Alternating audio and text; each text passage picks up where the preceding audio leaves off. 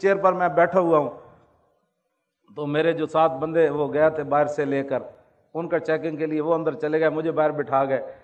تو عورت آئی تو اس نے اس طرح 2 بار دیکھا تو کہنے لگی ان کو کون لایا ہے؟ تو وہ کہنے لگے ہم لائے۔ انہوں نے کہا تمہیں اور بندہ کوئی نہیں نظر آیا؟ ایسے وہ گرم ہوئی، قریب تھا کہ ان کا گریبان کو پکڑ لیتی۔ تو میں نے کہا بچی بیٹی یہ تو میں حضور کی ناموس کے لیے آیا ہوں یہاں۔ تو میں نے پولیس والوں کو کہا، میں نے کہا جلدی مجھے اندر لے جاؤ ورنہ یہ عورت تمہیں مارے گی۔ اب سمجھ آ جائے نا تو پولیس کی وردی پہنے ہوئے بھی سمجھ آ جاتی ہے۔ کیوں جی؟ مجھ سے ایک لفظ بھی نہ پڑھا ہو تو پھر بھی سمجھ آ جاتی ہے، اور سمجھ نہ آئے تو دورہ حدیث تک پڑھنے کے بعد بھی استاد سمجھ نہیں آتی۔ یہ تو اپنی اپنی قسمت کی بات ہے نا جناب۔ ہمارے پاس تو کوئی تھرمامیٹر وہ اب اس عورت کا میں جب بھی میں دعا کرتا ہوں تو اس کے لیے میں ضرور کرتا ہوں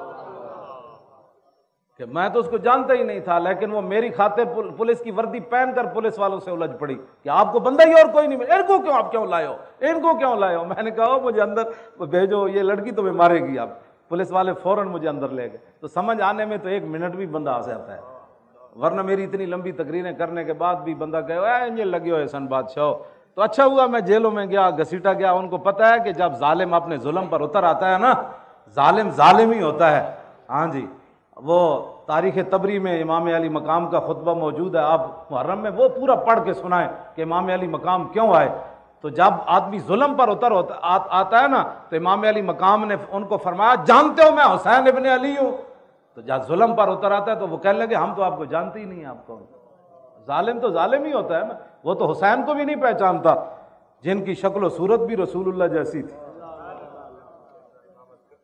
ہاں جی، نہیں کرتے، ہاں ظالم ظالم ہی ہوتے۔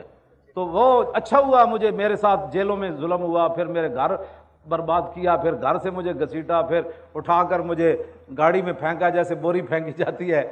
تو پھر یہ تو شکر کرے خدا کا، اگر یہ ہمارے ساتھ ظلم نہ ہوتے تو یہ تاریخ آگے کیسے بڑھتی؟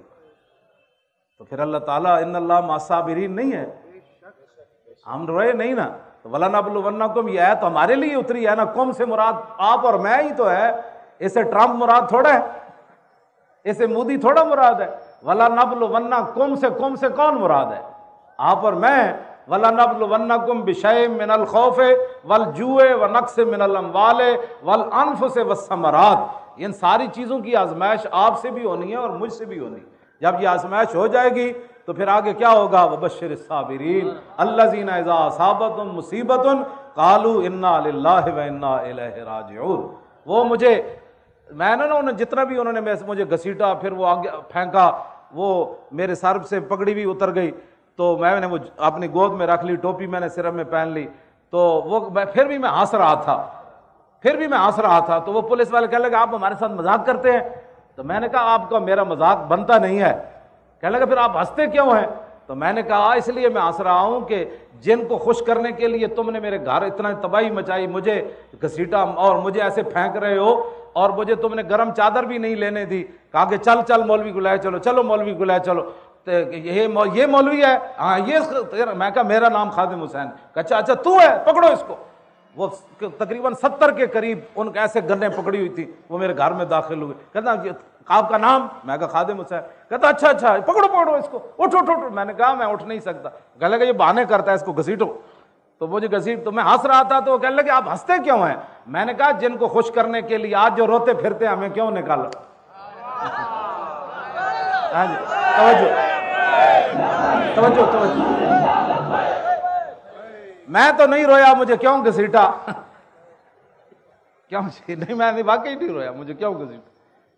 اس لیے میں نے ان کو کہا کہ جن کو خوش کرنے کے لیے تم نے یہ ظلم کیا ہے نا، وہ تمہیں دیکھ نہیں رہے، وہ تو اپنے گھروں میں سوئے ہوئے ہیں، لیکن جن کی خاطر میں گھسیٹا گیا وہ مجھے دیکھ رہے ہیں۔